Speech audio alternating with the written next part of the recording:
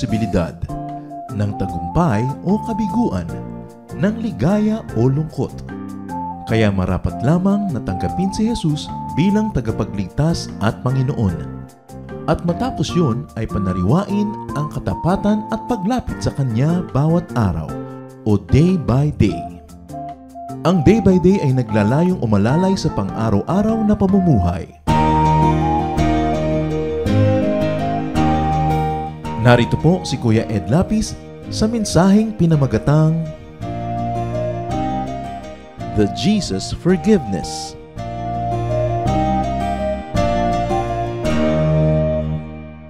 Luke 5:20. When Jesus saw their faith, He said, "Friend, your sins are forgiven." The Jesus forgiveness. What does it entail? What does it mean? What does it cover? Thank you, Father, that through Jesus you forgive and through Jesus you love us.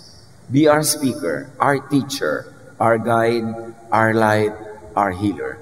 We seek you, O God, in the name of Jesus, your Son, our Lord, our Savior and friend. The Jesus forgiveness is hardly understood by many people who profess faith in Jesus. Luke 5:17. One day Jesus was teaching, and Pharisees and teachers of the law were sitting there. So some listened to find fault, like in this case. And the power of the Lord was with Jesus to heal the sick. Napakaraming may sakit, napakaraming nagdurusa, napakaraming nahihirapan, at ang pagpapakilala ng Ama kay Jesus bilang tunay niyang anak, ibinigyan ng kapangyarihang magpagaling. Immediate. Nasasagot agad ang pangangailangan, ang hirap na tutugunan, ang pagdurusa maging ng katawan at ng espiritu na iibsan. The Jesus ministry is from God, and in this case, it is validated by His power to heal the sick. Luke 5:18-19. Some men came carrying a paralyzed man on a mat and tried to take him into the house to lay him before Jesus. Kawawa ang mga tao, kahit manually, bubuhatin nila yung mahal nila sa buhay na may sakit, dadalhin kay Jesus, dahil buong buhay, naghahanap sila ng lunas, wala naman silang natagpuan.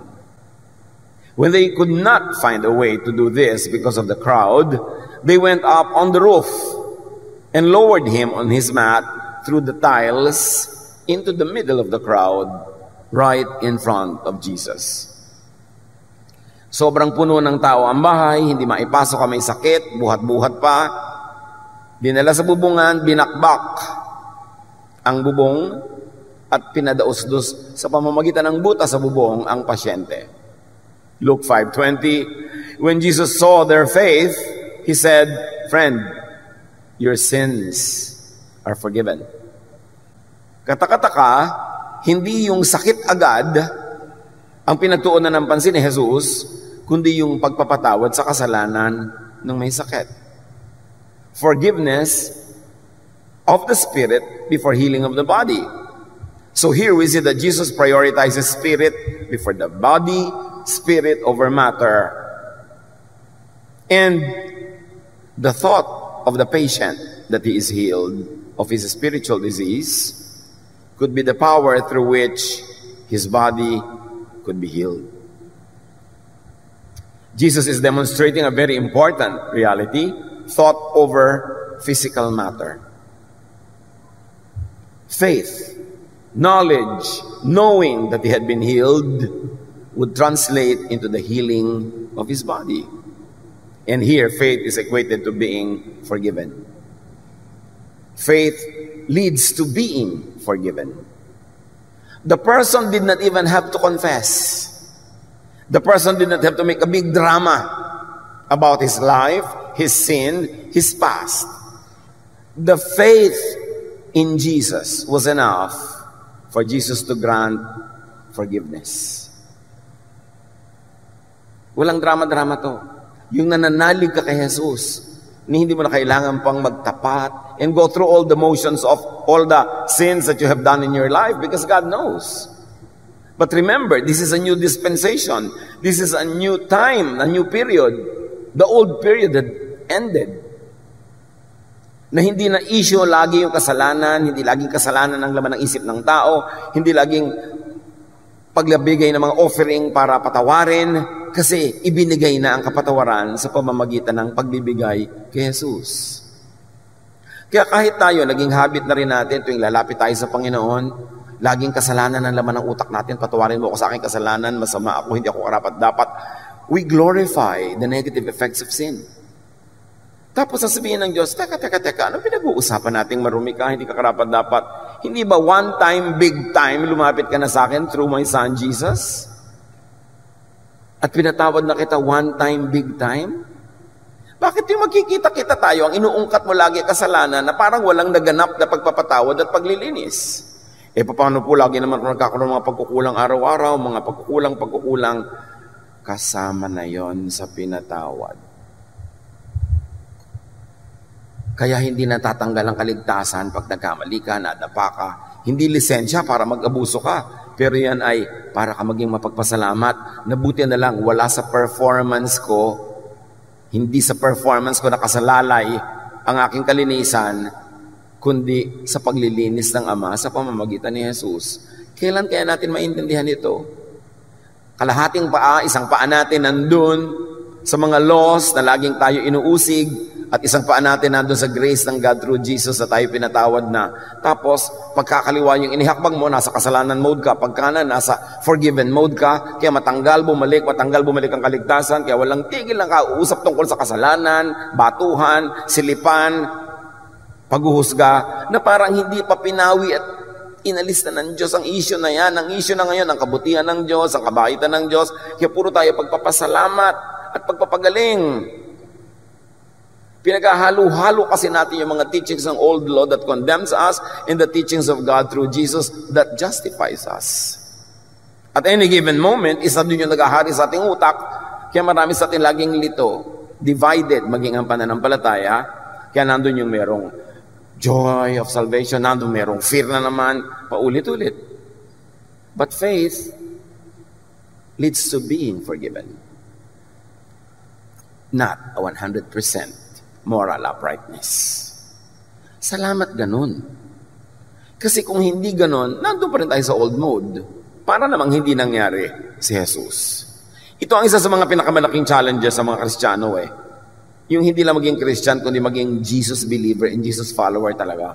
Because the word Christian, over the years, had assumed so many other meanings that are un-Jesus. That's why many Christians kill each other in the name of God. Many Christians go to war with each other in the name of God. Un-Jesus yun. Kaya dapat pati yung word na yan, yung label na yan, salain through Jesusness. Balik sa kwento, Luke 5:21. The Pharisees and the teachers of the law began thinking to themselves, who is this fellow who speaks blasphemy? Blasphemy, Blasphemy only means believing or thinking outside of the accepted teaching or dogma. Hindi lahat ng blasphemy masama, ungodly or evil. Ang blasphemy, ibig sabihin lang, pag-iisip, paniniwala, o pagtuturo na labag sa tradisyonal na paniniwala o katanggap-tanggap sa nakararami o sa makapangyarihan. Dahil ito nga si Jesus tinawag na blasphemer Blasphemous daw ang ginagawa niya. Pero dito si Jesus ang tama. Hindi lahat ng nililabel na mga religion na blasphemous masama ngayon. Si Jesus nga tinawag na nagbablasphemy. Blasphemy only means hindi ganyan ang ating nakasanayan at tinatanggap na katuruan. So, blasphemy is thinking outside of the box, of the accepted box, the box imposed by the religiously powerful. So, sabi nila, blasphemy ginagawa ng Jesus na ito. Who can forgive sins but God alone? The answer to their question should have led to the validation of Jesus. If it is God alone who could forgive sins, and Jesus forgives sins, then He must be of God. He must really be who He claims to be. He must really be the Son of God. Now, traditional teaching could label anything new to the ears, anything not readily understood. Traditional teaching could label the words and deeds of Jesus and even Jesus-ness as blasphemy. Kaya kahit ngayon, after 2,000 years of Christianity, na nadagdag na ng kung ano-ano mga katuruan, nalilito na kung old ways, Old Testament laws ba, o the grace of God through Jesus, kahit ngayon, Jesus-ness could be labeled by many as blasphemous. Hindi naman katakataka yun kasi si Jesus nga mismo, tinawag nilang nagbablasphemy. Luke 5:22. Jesus knew what they were thinking and asked, "Why are you thinking these things in your hearts?" Bakit nyo iniisip na nagbablasphemy ako? Why do you think that way? Why do you misjudge so quickly and so easily? Why do you instantly decide that what you do not understand is wrong? Why do you instantly decide that whatever thought is not within your tradition is evil? Kaya pati si Jesus, na Son of God, tinawag nilang son of Beelzebub. Anak daw ng Diablo. Pag hindi nila naintindihan, Diablo na agad, demonic na agad. Luke 5:23, sabi pa sa kanila ni Jesus, which is easier to say? Your sins are forgiven, which I have just said, or to say, get up and walk? Alin ba mas mahirap? Ito yung lumpo. Sinabi ko, your sins are forgiven, and you're offended. Kung sabihin kong get up and walk, ma-offend kayo? Alin bang mas mahirap gawin sa dalawa? Jesus equates being forgiven with getting healed. And here is a very important lesson in the story, mga kapatid. Jesus equates being forgiven, meaning being balanced, with getting healed.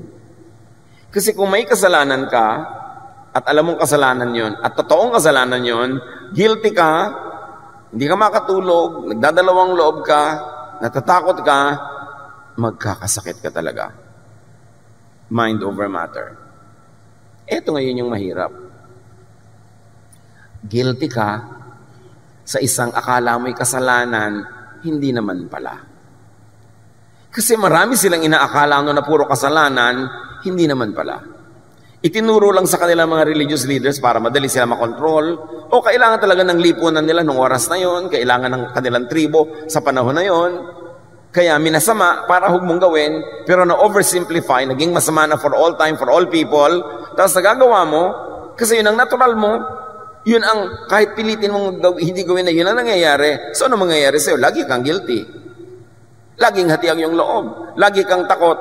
At ang pinakamabigat sa lahat, hindi naman pala dapat. Dahil invento lang ng mga pari na ipinagbawal, hindi naman Diyos ang nagbawal. Tapos guilty ka dyan. Pagkatapos lagi ka nanguusig ng iba, ang gulo-gulo nyo, nag-aaway-away kayo sa bagay na di naman pala dapat. To kill or die for. At nagbibigay sa atin ng sakit sa katawan, ang lahat ng uri ng sakit sa isip. Ang lahat ng uri ng imbalances. Kaya in-equate ni Jesus ang pagpapagaling sa pagpapatawad. Hindi lahat ng sakit dahil may kasalanan o guilty. Kasi yung iba talagang very clinical, may germs talaga. Pero marami, tinablan ka ng mga germs, tinablan ka ng mga kung ano-ano. Kasi ang baba ng panlaban ng iyong naturalesa because you are psychologically imbalanced, which affects your bodily processes. So sabi ni Jesus, kahanga-hanga ang pananalig mo. Pinapatawad na ang kasalanan mo. Which follows na gagaling ka na. Kasi ang nagbibigay sa inyo sakit na yan, yung utak mo, na either guilty ka at dapat ka talaga mag-guilty, o guilty ka sa hindi mo naman dapat ika-guilty, but nevertheless, guilty ka pa rin. Kasi ang teaching sa inyo ng religion is to be guilty about everything. May sakit ka tuloy. Sabi ni Jesus, alin ang madali? Sabihin kung pinatatawad na siya o pinagagaling siya. Luke 5:24. But I want you to know that the Son of Man has authority on earth to forgive sins. Pinoproblema niyo ang pagpapatawad ko ng kasalanan? To forgive sins is to heal. So para patunayan ko sa inyo na meron akong kapangyarihan, karapatang magpatawad, pumunta na tayo sa part 2, yung bunga ng pagpapatawad, yung paggaling. Kayo mga priests sa temple, kayo mga Pharisees, kayo mga teachers of the law, turo kayo ng turo sa mga tao ng kasalanan nila at kung paano sila mapapatawad. Turo kayo ng turo ng walang katapusang offering, walang katapusang pagbibigay ng mga animal sacrifices. Napagaling na ba kayo sa turo na yan? Ang daming sinasabi ni Jesus dito pag nanamnamin natin yung said and the unsaid. If you're going to read between the lines. Sabi niya, alam niyo, ang pagpapatawad leads to healing. Araw-araw, nag-o-offering ang mga tao sa inyo para sa kapatawaran, may na-heal na ba? At para malaman ninyo na tunay ang kapangyarihan ko magpatawad, pues, pumunta tayo sa part 2. Pagalingin natin. John 5:24-25. So he said to the paralyzed man, I tell you, get up, take your mat, and go home. To drive home the point, Jesus did what seemed to be the more difficult thing as far as the Pharisees and the teachers of the law were concerned. Kasi sa kanila, madaling magsabing, pinapatawad ka na ng kasalanan mo sa ngalan ng aking office, ng aking costume, ng aking rank, ako'y representative ng Diyos, tinatanggap ko yung mga offering mo, pinapatawad na kayo. Madaling sabihin yun, pero wala namang proof na tumalab. Sabi ni Jesus, let's go to the proof which none of you have the power to do and to give. Sabi niya, bumangon ka. Bitbitin mo yung higaan na dating hinihigaan mo lang at ikaw ang binibitbit at umuwi ka na. Resume your life, get a life. Immediately he stood up in front of them, verse 25, took what he had been lying on and went home, praising God. Ano pang masasabi mo sa ganyang klaseng eksena? As you were already forgiven, now reap the side effect of that forgiveness. Get up, you are healed. Result, the forgiven and the healed person praises God. Yung mga teachers of the law, yung mga Pharisees, will they praise God? No! Mag-iisip sila na ng iba namang problema ang ibibigay kay Jesus. Sarado ang utak nila. Hindi natuturuan ang saradong utak. Kahit magpabalibalentong, magpasirko-sirko, magpatalon-talon, pasayawin mo ang mga bundok, hindi sila makikinig. Nagtuturo tayo para doon sa mga bukas ang isip, hindi para sa mga sarado. So huwag kang mapipi, huwag kang umanas o bawasan ang pagtuturo mo for the sake of the sarado dahil baka sila magalit sa iyo, baka kanila i-condemn. Hayaan mo sila, nagtuturo ka para doon sa nakabukas, para matanggap nila ang pagpapalang inilaan sa kanila ng Diyos na handa nilang tanggapin. Huwag na huwag mong isasara ang pibig mo ng pagtuturo ng mga pagtuturo ni Jesus, ang kanyang pag-ibig, ang kanyang pagpapalaya to please the Pharisees, to please the teachers of the law. They will never be pleased. Luke 5:26, everyone was amazed and gave praise to God. They were filled with awe and said, we have seen remarkable things today. Something that never happens in their daily activities at the temple. 5 times a day they prayed there. Mark 1:27, the people were also amazed that they asked each other, what is this? A new teaching and with authority. Nandun ang pag-asa ng mga paralitiko, nandun ang pag-asa ng mga paralyzed by their body that were made sick, by their sick spirit that was made sick by their guilt, by the law, the new teaching of Jesus, the teaching that has authority, the teaching that has results. Kaya mga natuturuan talaga ng Jesusness, they come to terms with the reality. They get to apply the love of God to their insufficiencies and deficiencies and imperfections, and they become clean not by their performance but by their faith in Jesus. They end up praising God. They lift the beds on which they were being carried, and they go home, resume a life, get a life. Nangyayari yan physically, emotionally, spiritually. Lahat ng tao paralyzed, pero hindi physically. Mayroong mga tao paralyzed emotionally, Hindi sila makatanggi sa ayaw nilang tanggihan. Hindi nila magawa ang gusto nilang gawin. May kumokontrol sa kanila. Para silang mga lumpo. Hindi sila makalakad. Hindi nila mapuntahan ang gusto nilang puntahan. Control sila ng dito, ang taong yun, ang taong ito. Wala silang laya. Pero ang tunay na tumatanggap ng pagpapalaya ni Jesus, kumikilos, gumagalaw within what Jesus allows. At napakarami nun. Kasi kung ikukulong mo lang ang sarili mo within what Moses allows, ang liit ng mundo mo. Lagi kang mali, lagi kang kulang. The new idea is that Jesus forgives sins. And Jesus is of God. And the new teaching is proven right by the miracle. That miracle happens to every believer, whether or not it is physical paralysis, or emotional paralysis, or spiritual paralysis. The end is you get to become mobile. You move, you become free. And you praise God in the process and all through it. Mark 2:15-17, isang parallel illustration. While Jesus was having dinner at Levi's house, and Levi was a tax collector and a sinner, many tax collectors and sinners were eating with him and his disciples, for there were many who followed him. Pag nag-Bible study ka sa bahay ng banal, puro banal din ang dadating. Hindi lumaki ang kingdom of God. Pag nag-Bible study ka sa bahay ng isang makasalanan, so to speak, isang controversial, isang outsider, yung mga katropa din na magdadatingan, and you extend the kingdom of God. Pag ang lagi mo lang kasama, yung mga relihiyoso na, ang isasama din yan, relihiyoso rin, hindi dadami ang napapalaya ng Diyos. Si Jesus marunong. He was socializing. Getting involved. Nakikisangkot siya sa mga puwera sa lipunan, sa mga latak, yung mga hindi isinasali sa church, yung mga nilalait, yung lagi na lamang nanilibak, nandun siya.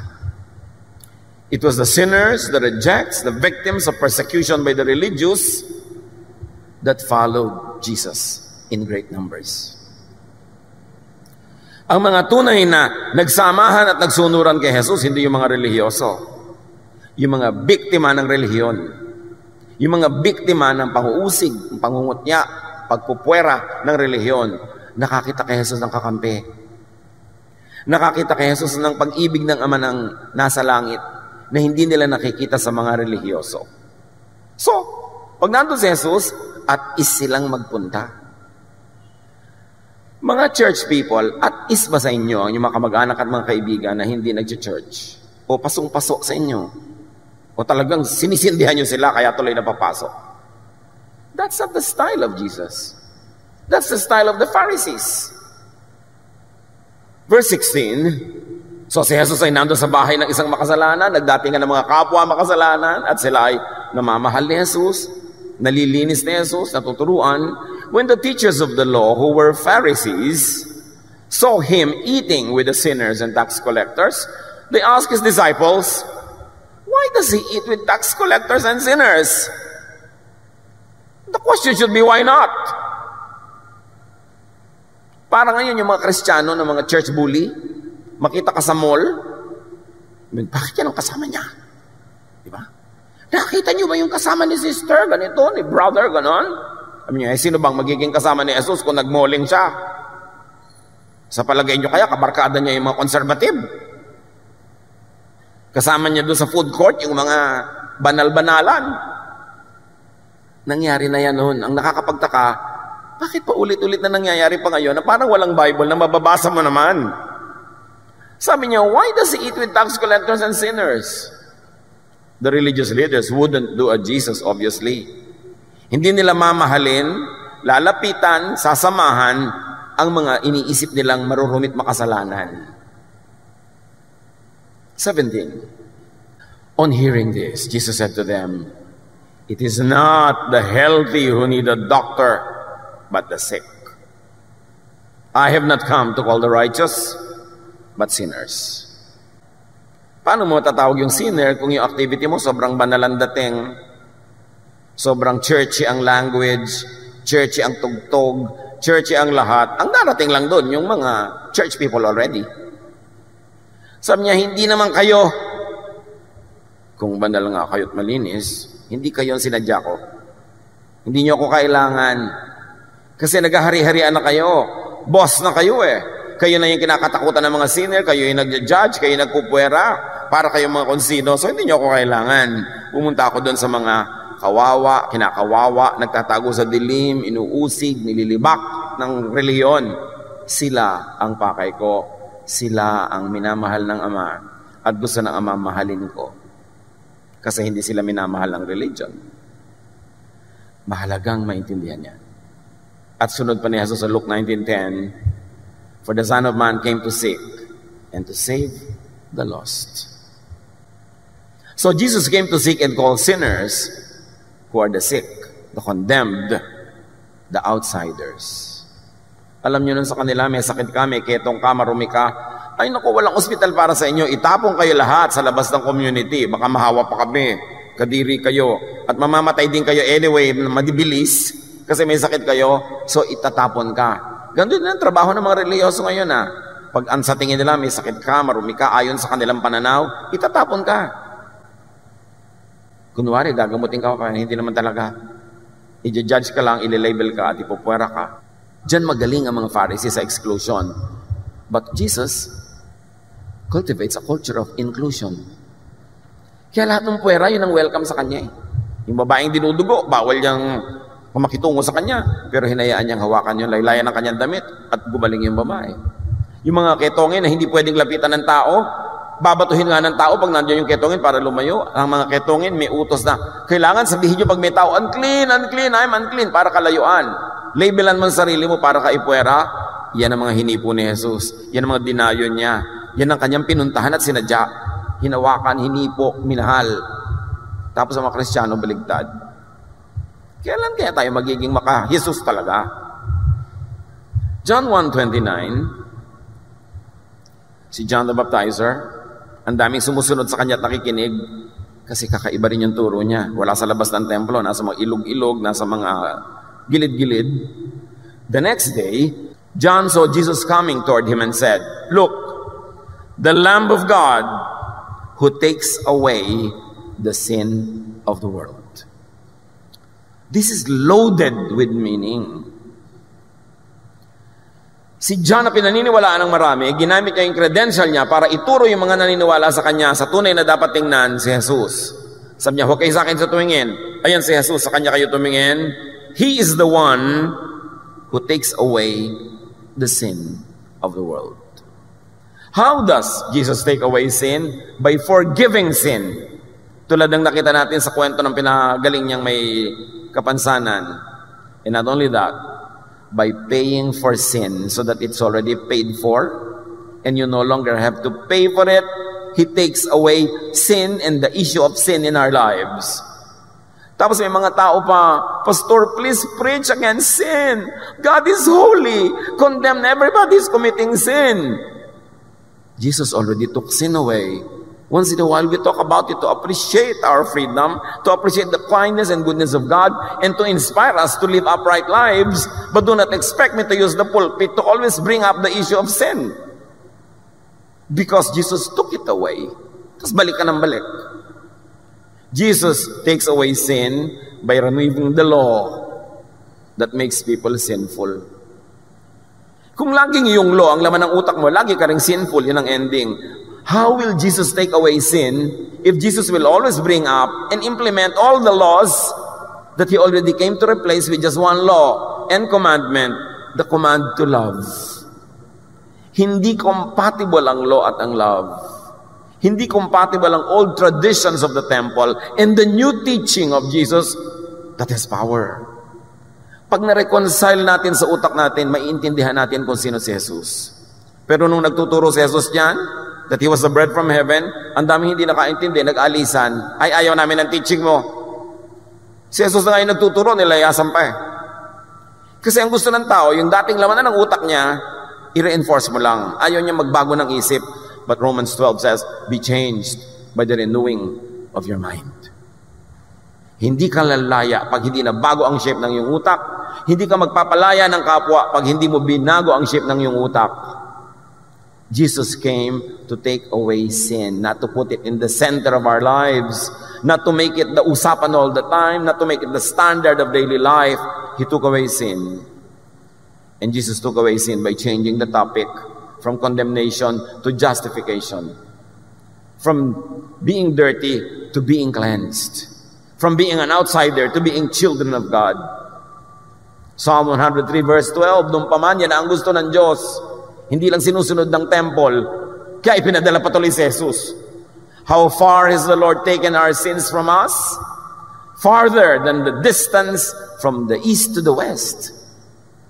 Ganon gusto ng Ama, nakalayo ang usapan at epekto ng kasalanan. Inilayo niya kung gaano kalayo ang silangan sa kanluran. Tapos ikaw naman, lahat na lang ng issue, laging sin ang topic mo, binabalik mo. Inilayo na nga ng Ama, nilalapit mo na naman. Hindi ibig sabihin na mabuhay ka doon sa kasalanan, pero ang truth is, marami ng dating kinoconsider nilang kasalanan, inalis ni Jesus yung kamandag nun. Binayaran na niya. Kung totoong kasalanan nan, binayaran. At yung hindi naman kasalanan, nagpinagmumukha lang kasalanan ng relihiyon, ibinunyag ni Jesus. Kasalanan pala magtrabaho sa Sabat, ha? So nagtrabaho siya na nagtrabaho sa Sabat, ipinakita niya, hindi kasalanan niya, nakala niyo lang. Kasalanan palang kumain ng kung ano-ano. So sila, sabi ni Jesus, ang mahalaga yung lumalabas sa bibig, hindi yung kinakain mo, papasok. So, ang dami nilang akala, kasalanan, hindi naman pala. Gaano karami sa buhay niyo at buhay nating lahat, ang inaakala natin kasalanan, hindi naman pala. Dapat tayong lumaya doon because Jesus takes away sin. Huwag matulog, mahimbing sa mga dating pag-iisip. Kahit ang pag-iisip na yun ang galing sa religion, reviewin ang lahat, salain sa Jesus filter. Maraming pahirap sa ating isip at loob, di dapat. Kaya awang-awa sa atin ng Ama, ipinadala si Jesus. Sabi ng Ama, kinakawawa kayo ng relihiyon, kinakawawa kayo ng isang katerbang mga law, napakarami mga bagay na hindi nyo naman masusunod, lagi tuloy kayong guilty. Here is my son. Let him pay for all the real sins, and let him reveal to you what you think is sinful but is not. Dapat reviewin. 1 John 1:9. If we confess our sins, He is faithful and just and will forgive us our sins and purify us from all unrighteousness. Of course, ito'y bagay dun sa mga hindi pa nagkakaroon ng one-time, big-time confession to God. Pero pag nangyari na, anak ka na ng Diyos, hindi na dapat ganun kalaki ang issue. Once again, hindi natin sinasabing yung talagang sin ay hindi sin, kundi baka naman akala mo sin lang, tapos nagiging slave ka tuloy sa pagsunod. Pag-aralang mabuti. Ano ba talaga ang turo ng Diyos? At kung talagang sin nga, even by godly standards through Jesus, di ba paid din by the blood of Jesus? Di ba? We are cleansed through the blood of Jesus nga. Kaya magpapasalamat ka eh. Gagaan yung loob. At magiging mas mabait ka sa kapwa. Kasi ikaw man, naunawa mo yung bait sa'yo ng Diyos. So the work of God forgives and purifies. So that is what we should do. We should forgive and purify people with the love of Jesus. 1 John 1:7 is very, very interesting. Hardly understood, kahit lagi nang inuungkat-ungkat at binabanggit-banggit. Sabi dito, if we walk in the light, and of course you know that Jesus is the light, it means if we do not hide. If we do not hide who we are, if we do not hide our truth, if we do not hide even our warts and our wounds, if we walk in the light, also means if we let the light of God in Jesus cleanse us. Because light disinfects. Kahit sa science, sa patunayan na ang light can cleanse, can disinfect. Yung mga matatanda nung araw, may mga banggirahan tayo facing the east. Doon sila nagbibilad ng mga plato, ng mga baso, mga kutsara. Because I believe na pag naarawan, lumilinis. And there is truth in that. Light disinfects. Jesus is light. So, 1 John 1:7 says, if we walk in the light, if we do not hide, if we let the light of God cleanse us, as He is in the light, we have fellowship with one another. And the blood of Jesus, His Son, purifies us from all sin. How do you get purified? By not hiding. By exposing your true self to God and let God cleanse you through the blood of Jesus, and let the light of Jesus be your strength, not your own performance. So ganoon, if we walk in the light, we have fellowship with one another. Ibig sabihin, we have commonality. Pag lumabas ka mula sa dilim, lumabas ka doon, eto ako, ito yung tinatawag na kasalanan ko, ito yung kamalian ko. Sabihin ng iba, ay ako rin. Now we have fellowship with one another. Pare-pareho lang pala naman tayo. Kung meron yan, so pare-pareho tayong kailangan natin ang pagpapatawad ng Diyos through Jesus. Kailangan natin yung cleansing through the blood, or in this case, through the light of Jesus. Sabi niya, I am the light of the world. The light, the blood purifies if we do not hide. But why do people hide? Because the religious establishment will punish them for being truthful. The religious establishment will punish people if they show their true lives, true selves, true faces, true wounds, true hurts, true weaknesses. They will be excluded. So people are forced into hiding in the dark. People are forced to live double lives, one life for the Sunday church and another life na pangtotoo, because the church will punish them for what the church thinks are imperfections and sins. Kaya galit na galit si Jesus sa hypocrisy. People are forced into hypocritical existence because of judgment, because of exclusion done by the religious. But the light, the blood purifies if we do not hide. Or said in a better way, deeper way, the light and blood purifies, so there is no need to hide. So, ikaw kulang ka lang ka. Pinuno na ako ni Jesus. May kulang pa ako sa tingin mo. I'm not hiding. Pinupuno ako ni Jesus. What you should see is the blood of Jesus that cleanses me. What you should see is the love of God that fills me. You should not see the gaps and the kulang and the warts. What you should see is God's grace at work in me. So you don't have to hide. You walk in the light. Because Jesus is light, there is no need to hide. If church people have their hearts in the right places, that they will be supportive of one another, loving to each other, caring, nurturing, that their attention and companionship is restorative rather than judgmental, no one will hide. So habang mga tao ay nagtatago pa, takot pa, ibig sabihin, hindi pa nagiging totoo ang pagiging maka-Jesus ng isang kapatiran.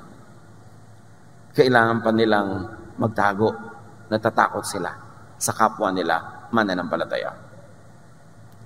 Jesus came to set people free from sin. From the power of sin, from condemnation. Biro mo, hindi ka pa kinokondem ng Diyos, hindi ka pa dinadjudge ka na araw-araw ng kapwa mo. Hindi ang nagpapahirap sa iyo yung kapwa mo. Jesus came to set people free from that. And Jesus came to set people free from sickness because of sin. Sickness caused by guilt and fear. Many scientists are already doing a lot of studies on this. The relationship between physical illness and religious guilt. And they are seeing very, very disturbing connections. Kaya mas maraming relihiyoso, mas maraming psychological imbalances. Kasi laging hindi nila ma-reconcile yung reality nila at yung expectation ng religion. Jesus bridged the gap. Yung kulang mo pinuno, yung dumi mo nilinis, yung kasalanan mo pinatawad, kaya dapat balance ka na. Grace, not achieved by works. And because of the blood of Jesus, the burden is lifted.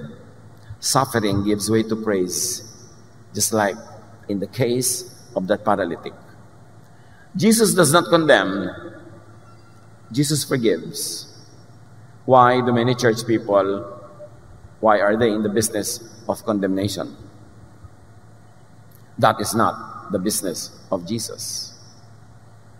John 8:10-11, Jesus stood up and said to her, the woman caught in adultery, "Woman, where are they?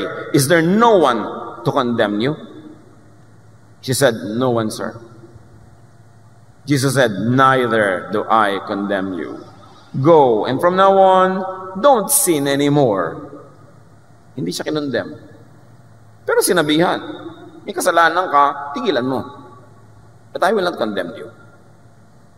When people condemn a sin, usually they have a target. Kaya kung minsan yung mga taong, sobrang pastor, mag-preach po kayo against adultery. Nangangaliwa ba asawa mo, sister? Kung po, pumunta na lang kayo sa akin mag-asawa. Huwag na nating idama yung buong church sa issue na to.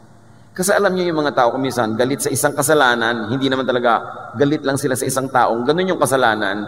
So gusto niya, bombahin mo ng bombahin yung kasalanan na yun para tamaan siya. Pero ang daming collateral damage. Kaya yung mga iba, gusto bombahin po natin ang buong city kasi may isang terrorist dyan. Ba't di mo lang hanapin yung isa na yun at siya na lang ang pulong mo? Idadamay mo ang lahat. Kailangan merong focus. Marami kasing madadamay. Ayaw ni Jesus ng ganon. Sabi niya, I want you to rest, to be restful. I want you to enjoy a peaceful life. Romans 2:1, some of you accuse others of doing wrong, but there is no excuse for what you do. When you judge others, you condemn yourselves because you are guilty of doing the very same thing. Hindi ko kasalanan yung kasalanan nito. Pero may iba ka rin kasalanan, tama. Meron po. Di ganun din yung kasalanan lang lahat yan. So when you condemn a sinner, you condemn yourself. Judgmental people burn bridges. Do not burn the bridge over which you too must pass. The bridge of grace, the bridge of forgiveness, the bridge of kindness. Because you too need to cross that bridge. Hindi dahil lang may 3 taong ayaw mo makatawid doon, gigibain mo na yung tulay, pati ikaw hindi makakatawid. Jesus does not afflict. He comforts. Why are so many Christians in the business of afflicting others instead of comforting? Ang ating walang kamatayang favorite verses, Matthew 11:28-30. This is the mission statement of Jesus. If you are tired from carrying heavy burdens, come to me and I'll give you rest. Take the yoke I give you, put it on your shoulders and learn from me. I am gentle and humble, and you will find rest. This yoke is easy to bear. This burden is light. Yan ang gusto ni Jesus para sa atin. But many Pharisees, baligtad, they afflict. Why do many Christianities place burdens on people's shoulders, place stress on one another? Why are many Christians so very much unlike Christ? Kaya sabi ni Gandhi, I like your Christ, but I do not like your Christians. Your Christians are so unlike your Christ. At mayroong katotohanan nito na sampal sa mga taong nananalig daw kay Jesus. Jesus does not wound or hurt. He heals. And why do so many of us wound one another? Especially those that we consider to be sinful. Anong karapatan natin na sumugat sa puso ng isang taong iniisip nating makasalanan? Ang business ni Jesus ay magpagaling, tapos ikaw nanunugat. So nasa kanino ka ba talagang panig? Dapat magkalinawan. Jesus does not scare or trouble. He does not vex. He gives peace. Tapos yung magte-text sa'yo, yung magpopost sa maraming Kristiyano, ang mga news na nakakatakot, nakakadisturb. Jesus is in the business of giving peace. John 14:27, I give you peace. The kind of peace that only I can give. It isn't like the peace that this world can give. So don't be worried and afraid. Why do so many Christians trouble one another? Ang konti-konti ng Jesus sa Christianity, kaya lagi natin ina-emphasize. Ay, gano'n na naman ba ang teaching ni Pastor? Jesusness na naman. 2,000 taon na kasi na nawawala yung Jesusness eh. Kailangan talagang pagtrabahuhan para ibalik. To put Jesus back in His church. The work of Jesus includes, does not exclude. Walang puwera kay Jesus.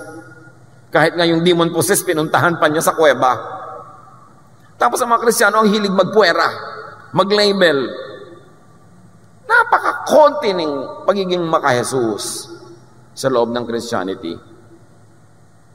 John 1:12, yet to all who did receive Him, to those who believed in His name, He gave the right ito to become children of God. Bakit mo siya tinitiwalag? Bakit mo siya ayaw isali? Kasi ganito siya, ganun siya. Teka, tinanggap ba niya si Jesus? Naniwala ba siya kay Jesus? Oo, di anak siya ng Diyos. Pareho lang kayong anak. Anong karapatan mo? John 6:37, everything and everyone that the Father has given me, sabi ni Jesus, will come to me, and I won't turn any of them away. Wala akong tatanggihan. Basta gusto. Basta gusto lumapit. Walang puwera.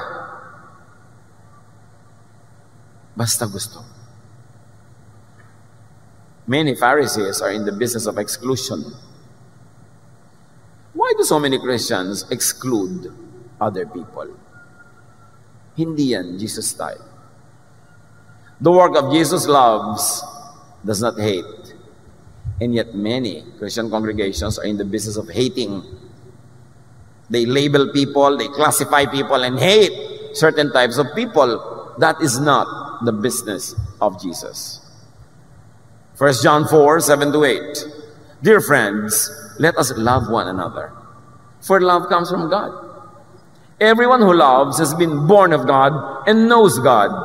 Whoever does not love does not know God, because God is love.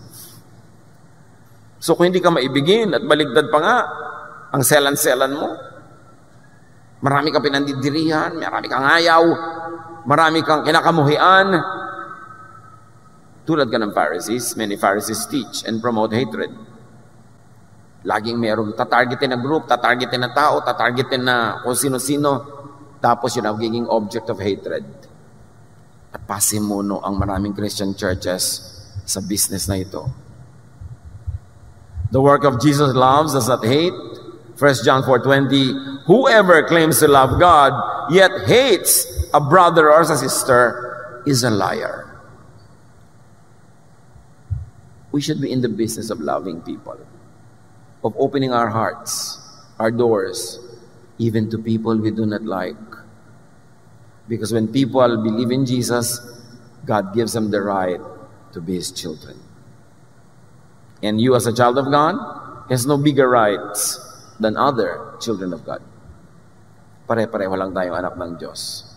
If a Christian hates, if a Christian teaches and promotes hatred, that person is not of God.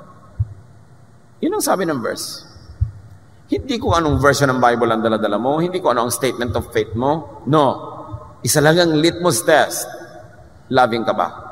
Yun lang.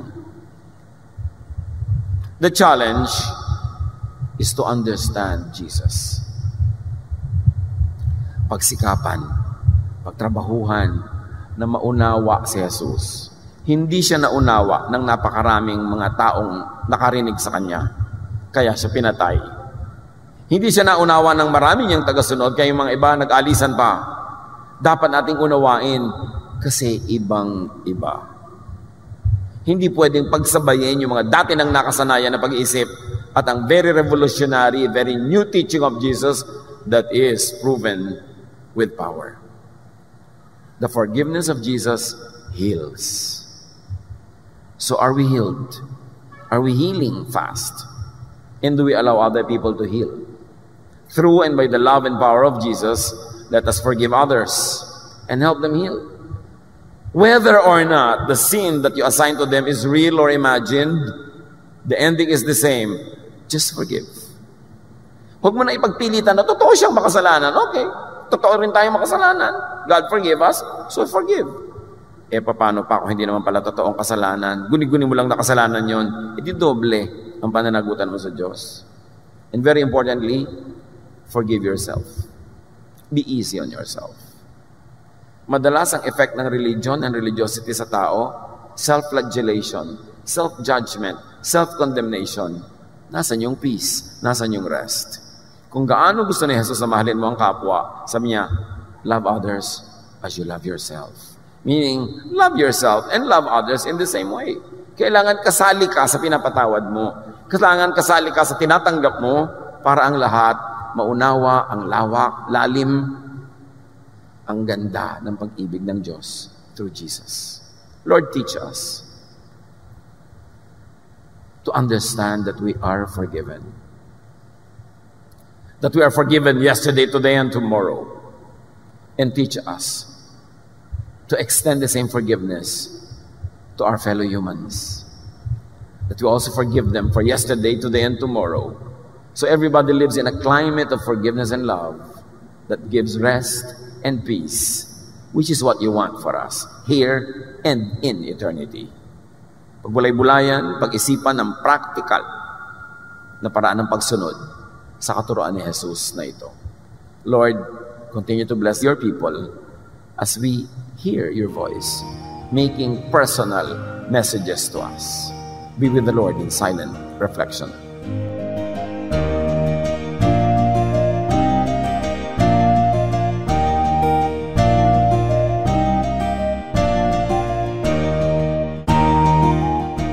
Ang katatapos pong mensahe ni Kuya Ed Lapiz ay pinamagatang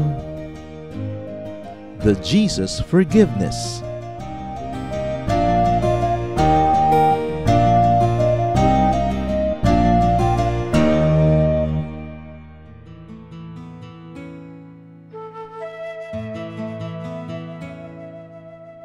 Bakit mahilig tayo sa mga sausawan?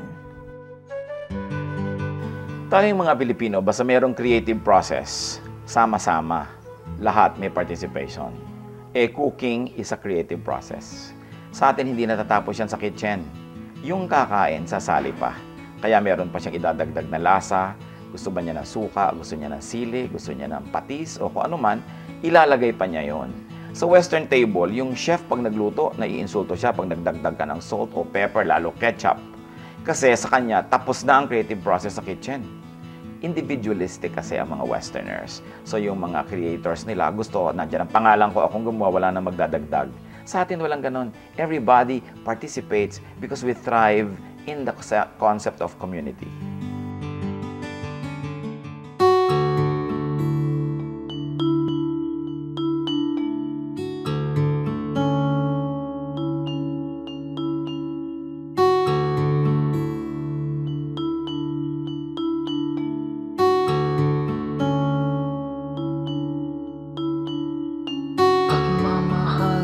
Sa akin, o kahirap maliri,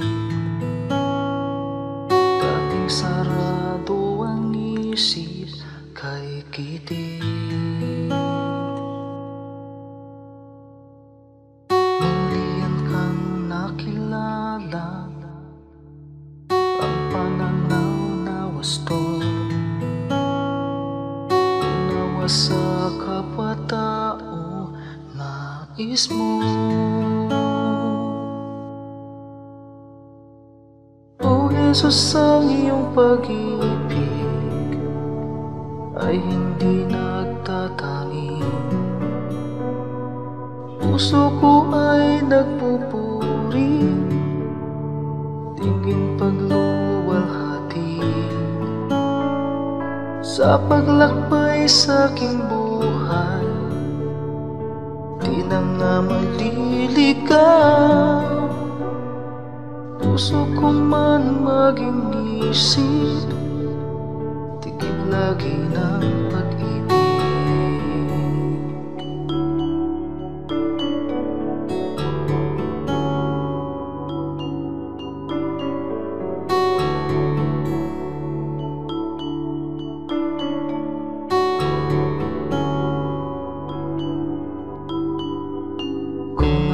Magsalita man, wika ng bawat tao. Kung pag-ibig ay wala, tila batingaw. Ang dalisay na pag-ibig ay mapagpahinuhod at hindi na nagkukulang kailanman. O Jesus, ang iyong pag-ibig ay hindi nagtatangi. Puso ko ay nagpupuri, tingin pagluwalhati sa paglakbay sa aking buhay. Di na nga naliligaw, puso ko man maging isip, dikit lagi ng pag-ibig. O Jesus, ang iyong pag-ibig ay hindi natatangi. Puso ko ay nagpupuri, tingin pagluwalhati sa paglakbay sa aking buhay. Di na maliligaw,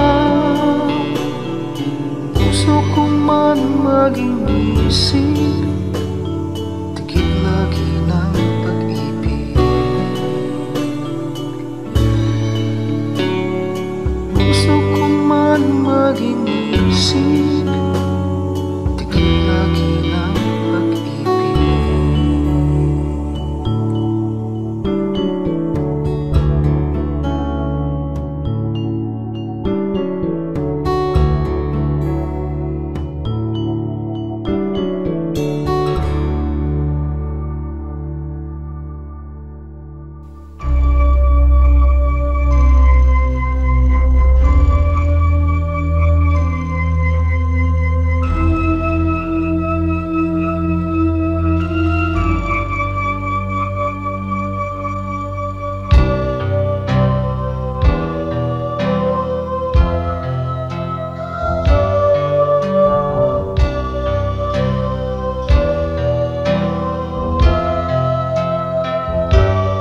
Bakit labis na pag-ibig ang nais kong ibigay? Magmula nang tanggapin ko si Jesus sa aking buhay. Noon ng Diyos sa puso ko'y isang katang-isip lamang. Ngunit ngayon siya ay katotohanan.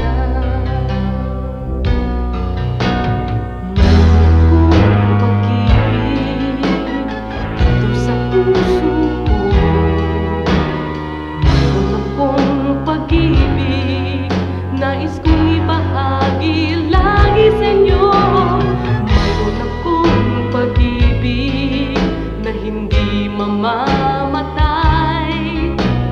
Mayroon akong pag-ibig, ito ay panghabang buhay. Labis-labis na pag-ibig ang sa'yo'y naghihintay. Pag sa puso'y tanggapin mo si Jesus na siyang buhay. Noon ng Diyos sa puso'y isang katang-isip lamang. Ngunit ngayon siya ay katotohanan. Mayroon akong pag-ibig dito sa puso ko. Mayroon akong pag-ibig, nais kong ibahagi lagi sa inyo. Mayroon akong pag-ibig na hindi mamamatay. Mayroon akong pag-ibig, ito ay panghabang buhay. Mayroon akong pag-ibig, ito ay panghabang buhay. Mayroon akong pag-ibig, ito ay panghabang buhay.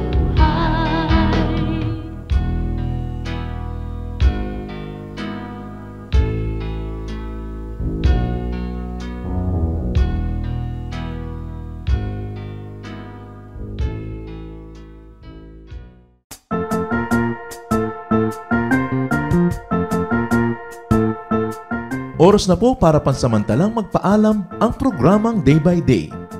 Tayo po'y magsama-sama tuwing ika-6 hanggang ika-7 ng umaga, araw-araw. Magandang umaga po at mabuhay ang Panginoong Hesus!